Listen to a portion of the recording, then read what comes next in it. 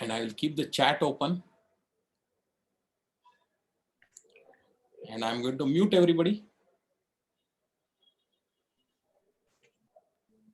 So participants, mute all. Yeah, so you should use the chat interface only. Yeah. Okay, excellent.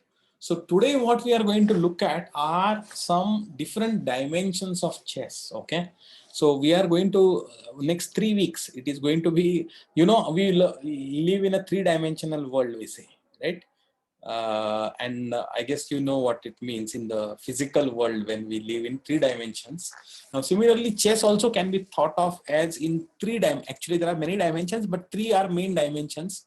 And we call it as force, time, and space. Okay, and we are going to look at a dimension called force today. Okay, and see, there is a you.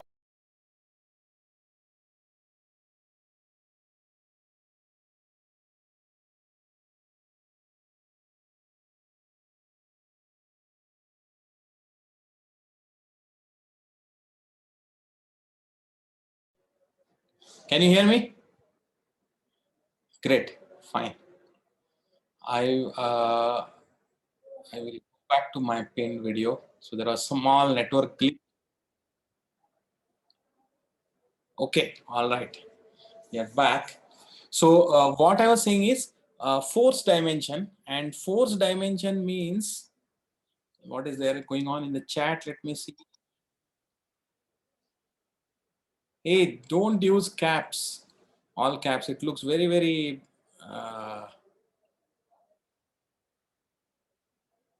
Yeah. Okay, let me put this here. Fine. You already know about material being a way of measuring force, right? How many, like you have queen worth 9 points or 9.5, and each rook worth 5, and bishop or knight worth 3, pawn worth 1. So that is one way of, and that is everybody understands. Everybody gets it in the initial stages itself, right? You know how to take advantage of material imbalance or things. If you are one knight up, you will exchange everything and go into the end game, etc. Now, but what we are looking at force dimension today is not the net force, not just the total addition, but in one area of the chessboard. Okay, especially near the king. If one side has got a force, the attacking side has got a much bigger advantage, concentration of force versus the defending, then many times the game can get decided there itself. Though you have extra armies there somewhere, okay, but it is not useful in the battle. So maybe it is there in the reserve camps and it has not come to the battle, right? And the battle is being fought. In the battle, how much army you have versus how much army and force the opponent have, that makes a lot of difference, not the total material balance. Okay, and that is what we are going to look at today. Okay, the first position, can you look at the first position here, right? It is Kasparian versus Chekover, not Kasparov, some other player, Kasparian, and it is white to play. Okay, I also have this on the study here.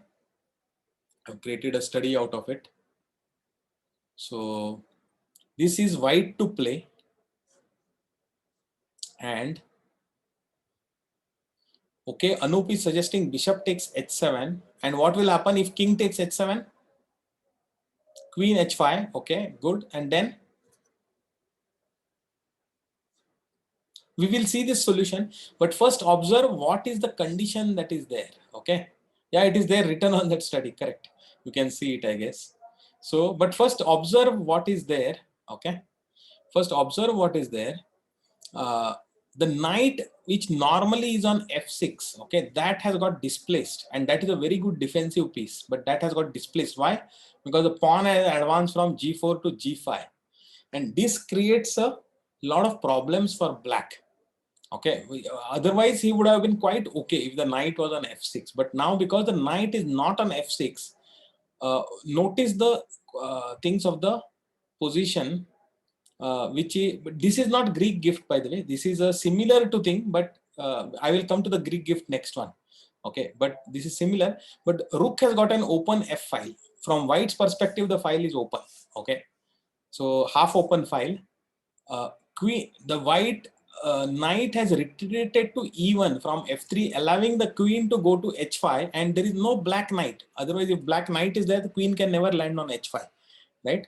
All of this combined with the fact that it allows white to create a sacrificial attack. Bishop takes h7, and black king really has to take it. Otherwise, he is not having any future. Otherwise, the bishop will come back or queen will come to h5 anyway, right? And now what happens is the game gets ends here itself. Queen h5 check, king has to go back, right? And now the stunning second sacrifice, rook to f7. Okay, rook to f7. And why does white sacrifice this is that after queen comes there, then g6.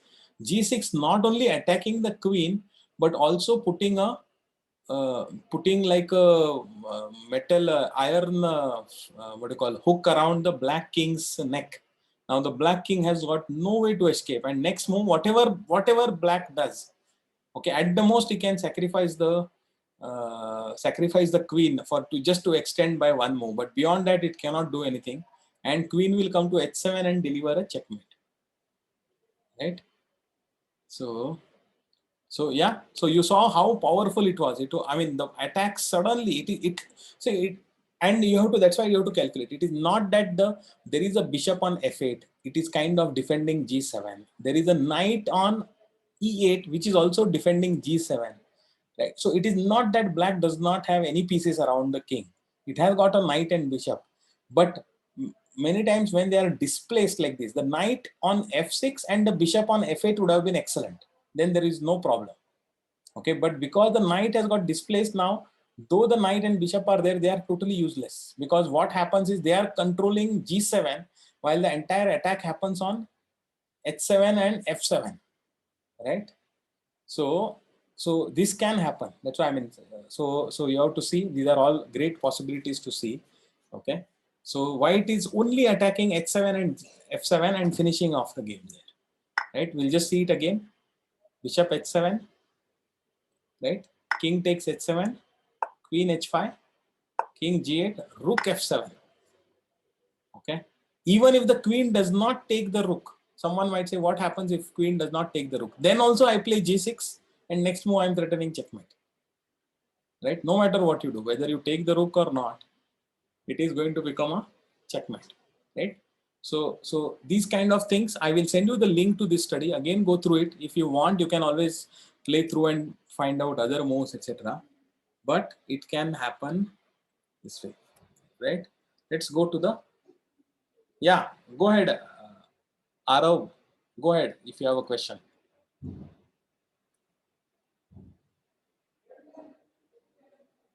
Type the question.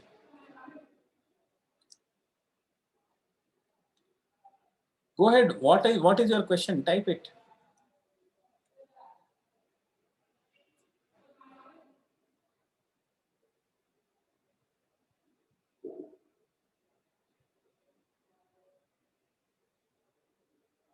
What if black does not take the bishop? Oh, what if black does not take the bishop? I can show the board again. It is no big deal. What if king plays h8 is what you are saying, right? King takes h8, then also queen comes to h5. Right? Now I'm threatening, anyway I'm threatening a bishop to g6 followed by queen to h7 mate. So it doesn't really help.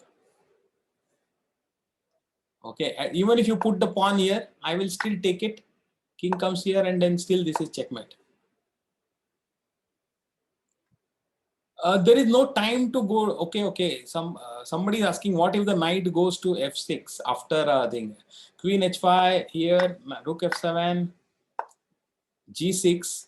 Now, if you go to knight to f6, then pawn will capture the queen, and anyway, it is still a checkmate. Yeah. So there is no respite for the king. Okay, all right. I think you saw that.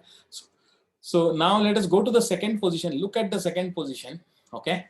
Again, look at it. What is the problem for black? First, identify it, and then we will see a brilliant way that white executes it. Some of you already know it is called as,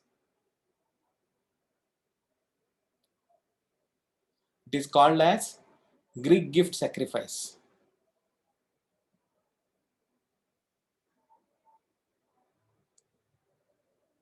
Yeah. See, again, the white pawn in the second position, white pawn on e4 has moved to e5, driving away the black knight on f6, which is a key defensive piece. Okay, it's a very key defensive piece. And when it is away, all bad things can happen, as we will see in this position. So yeah, but see, black knight on c6 is actually not bad. Okay, it is quite good. King is castled. Only problem is that the f6 knight is driven away. If that was not the case, if f6 knight was still standing there, okay, and then white would not be able to attack. Okay, but because the f6 knight is away and now the bishop has got a clear diagonal, so we will see what happens on the second thing, which is known as the Greek gift attack. Okay, why it is called as Greek gift? Anybody remembers? Why Greek gift? Why not Italian, Spanish, or why not Indian, Russian? No, it's not the Trojan horse.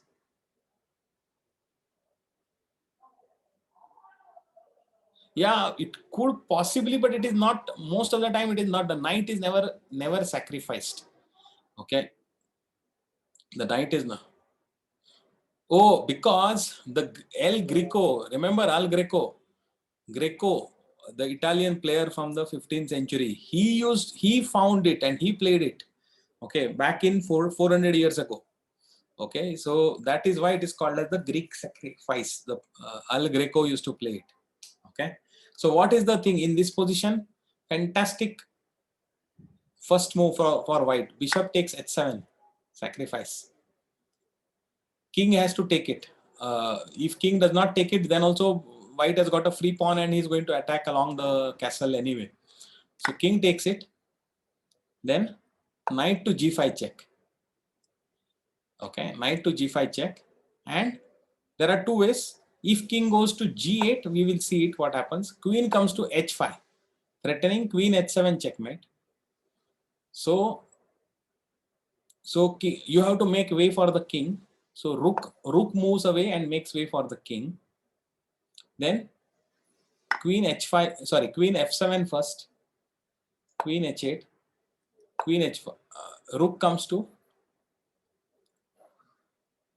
e3. What is the idea? The idea is rook will come to h3 and give the checkmate. All right. So that is the idea. And even if queen captures the knight here, it is still no use. After this, the game should be over anyway, right? So yeah, so you saw this.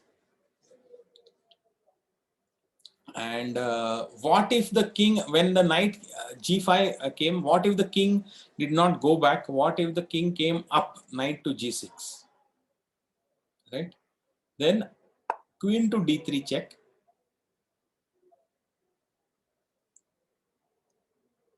Queen to d3 check.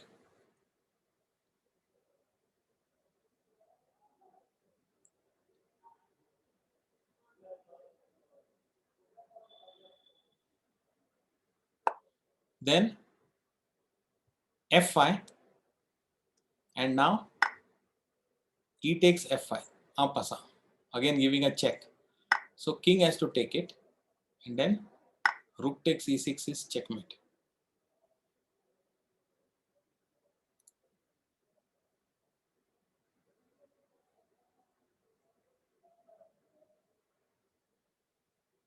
Someone is asking which one? I think the previous position you are asking, huh? King g8, king g8, queen h5. Arav or somebody is saying, do you have any question? What is the thing?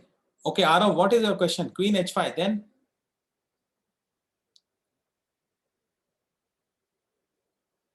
Yeah, you got it right. It is, yeah, it is not much. There is nothing much. It is all very forced moves.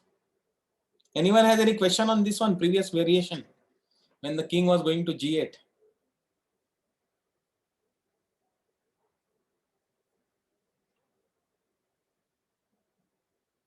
Aiden has. Okay, what is the question? They will have, you will have to type it. I don't think so. I think you would have got it, I think, by the time you saw the variations. So both king g6 also does not help. Okay, I will allow you to unmute Aiden. Just 1 second. Yeah, So I allowed you to. it's not about the position. The position I understood. The thing is, you see that when the king, like I've played a few games before class, and Okay. so then there's I've been playing blitz. Most people, whenever I play against, they keep on going down and down, and it's like in the middle of the square. What is that called? It's like traveling somewhere. King's The flight, I think. King keeps moving, huh? Yes, it keeps on moving up and down, side and side, side and side.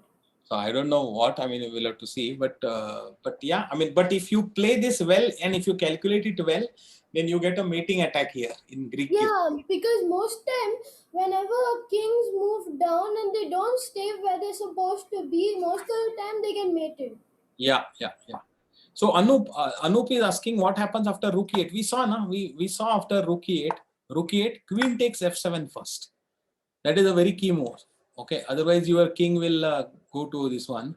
So queen takes f7, and then forcing the king to h8, and then you take your rook.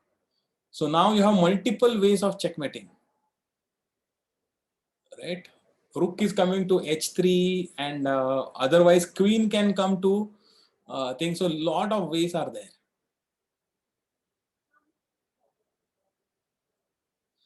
Okay, all right, fine. I think we'll go to the third position. Third position is, yeah, this is the third position. Okay, white to play again. These are all brilliant. I mean, these are not simple. You have to calculate it properly, especially this position. It is not very obvious how because the knight cannot easily land on g5 because there is a pawn on h6, right? So how do you do? Yeah, but you have to calculate well. You can always see it here, but the moves are shown in the study, but you have to calculate. Imagine if it was not there, right? How will you do it? So bishop h7, correct? Bishop h7 sacrifice, and king is practically forced to again to take it. Okay, if king does not take it, then what happens? Then also knight sacrifice itself. Okay, and if h takes g5, then queen comes to h5, and this will finish off black. So that's why king does not really have option other than taking the bishop, and then second sacrifice, knight to g5. Okay, if obviously if pawn takes the knight, then game is finished because queen will go to h5, king goes to g8, queen f7 check, king goes to h8, right? Queen h5, king g8, h takes g5, right? This is a quiet move, but this is a very key move because after this you are getting g6. After this you are getting g6. Yeah, we'll see that. We'll see what if the pawn does not take the knight. That's what we are going to see it. Okay, because after this next move is g6, and then it will be game over, right? Even if the knight comes to e7 to prevent g6, okay, then also again white queen goes to f7 check, king to h8, and then another very quiet move, king to f2. What is the idea? Rook to h1 checkmate, right? So many ideas that white has got.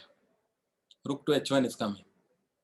So that is why actually king. Sorry, if you take the knight, then it is all over. If you don't take the knight and king goes to g8, then knight takes f7. attacking the queen.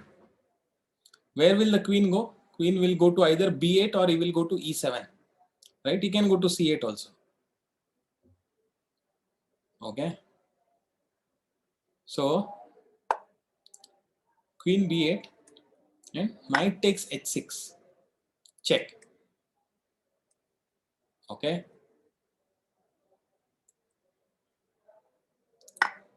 G takes h6, queen g5. This is over. Rook g8 and then queen to h5. Right. So white is ready to sacrifice two pieces to finish off and open the castle position, and then the rook and the queen are going to give the thing. You can have some other variations. Knight to f7. Let us see what happens if queen comes to e7. Then also no, queen cannot come to e7. Bishop is there, right? So there is no way queen can come to f7. So this will be gone. So queen can go to some other thing. I don't think it has another. Queen to c8 doesn't make a very big difference, right? It doesn't make a very big difference. So knight takes h6, and okay, now if you are thinking, what if I don't take the knight and I come here, right? If you come there, then queen to h5. Then also it is there, and if you take the knight, then also rook is coming down here and it is going to get over very quickly. Otherwise, even if you don't take it and if you push the pawn, then also the rook is coming down. And what are the other things that if you don't do any of these things, do something else, then the knight is going to move out and give a discovered check, right? So that will again finish it. So if you play something like this, for example, just to then this can also finish, right?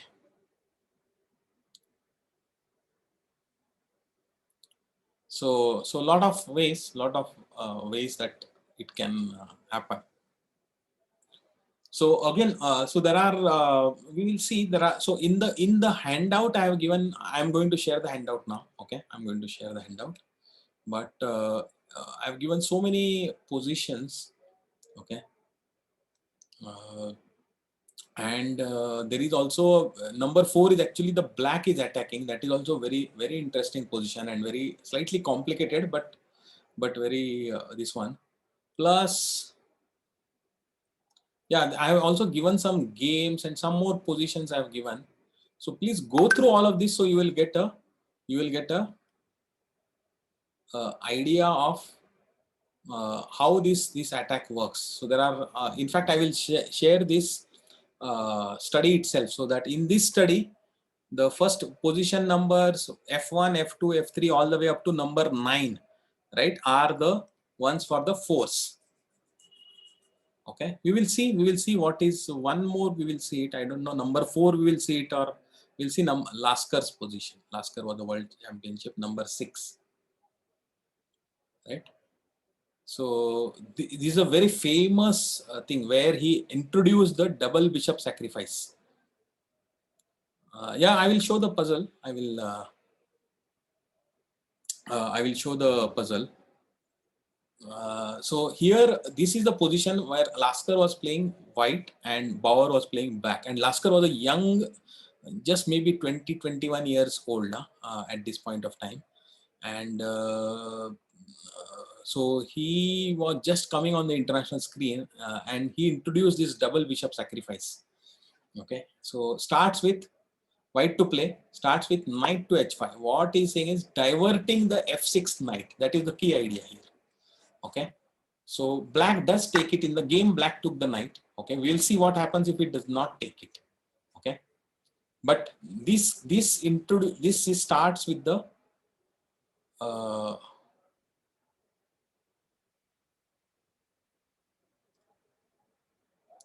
this starts the double bishop sacrifice. Bishop to h7. Yeah, I have stopped my video. Bishop to h7. King takes h7. Now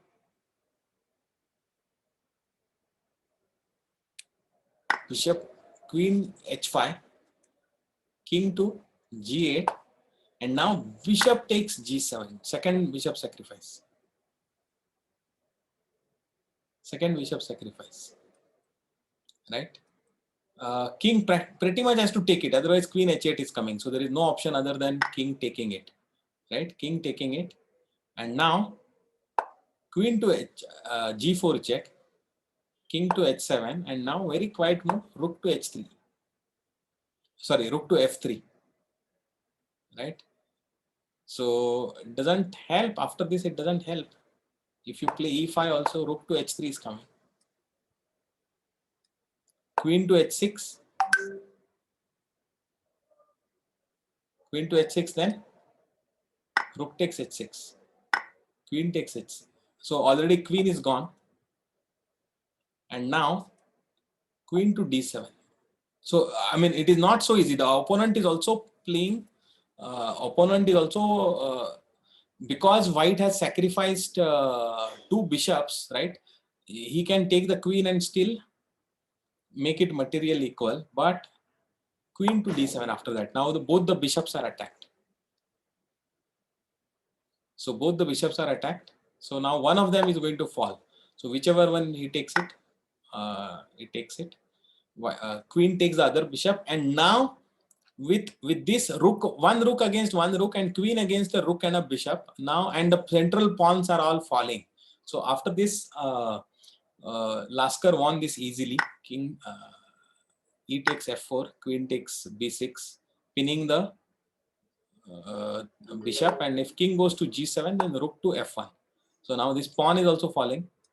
So a lot of things basically. If d5 pawn is c5 pawn is falling. After that e5, a lot of things basically. After that Laskar won easily. But all of this is the later parts. But the key position that was there was here when white lured away black's knight from f6 to this one. Okay, and then we wanted to see some positions where what happens if black does not take the knight. So we'll see if black plays h6. If black plays h6.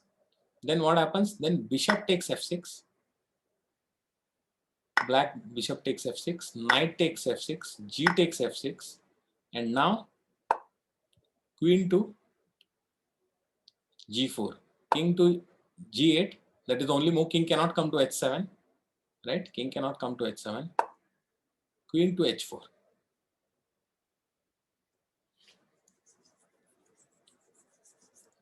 So both h6 and f6 are under attack. So you cannot defend both. So king comes to g7, but then king comes to g7, then the rook comes to f3. Yeah, this rook lift also, remember, if the f pawn has moved to f4, etc., then your rook can come after castling. Your rook can come to f3, depending on the position, obviously. But this is an idea that you have to remember. Okay, rook to f3, and then yeah, I mean, after this again, white is going to clean up, or at least he is going to win several pawns and make the king dance around. So this again, at the hands of an expert, this is an easy win after this, right? What if original position knight to h5? What if black does a counter blow in the center? He plays in the center. Then also bishop f6, bishop takes f6, and then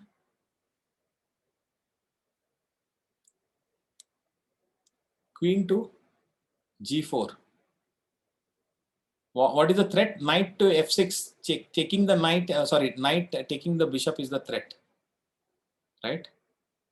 So king, because the pawn, g7 pawn is pinned, so that is why it is. But now after this, again rook to f3. Rook to f3. Black is bringing his rook to g8, but bishop to h7. Now queen to h3. Yeah. So again, bishop is you cannot take the bishop. So if you take the bishop, then there is a double check that is coming and going to finish off. So if you don't take the bishop, then also white is threatening to go back with the bishop, and then do what? I mean, then again the knight. Threats are too much deadly. If the bishop goes back to defend itself, then simply bishop comes to e4, attacking the queen, and when the queen moves, then there is a discovered check coming. which will give a checkmate. Yeah, so too many threats from the white side. But this game itself, I will probably send a link to you.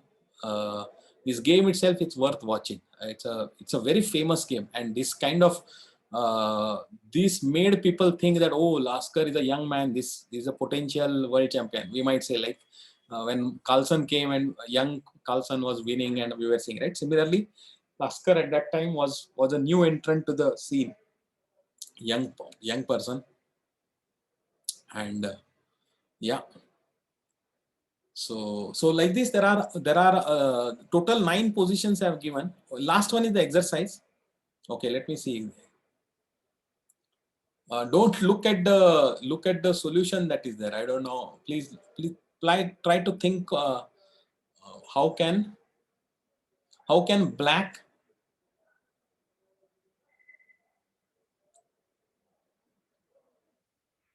finish off white? Queen to e8. So it is black to play, I believe.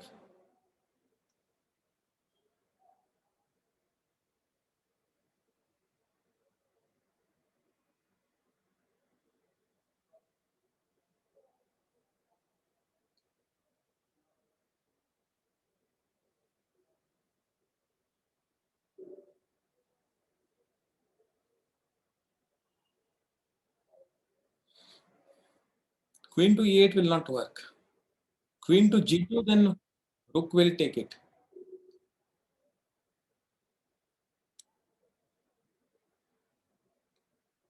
So first you look at the position, black to play.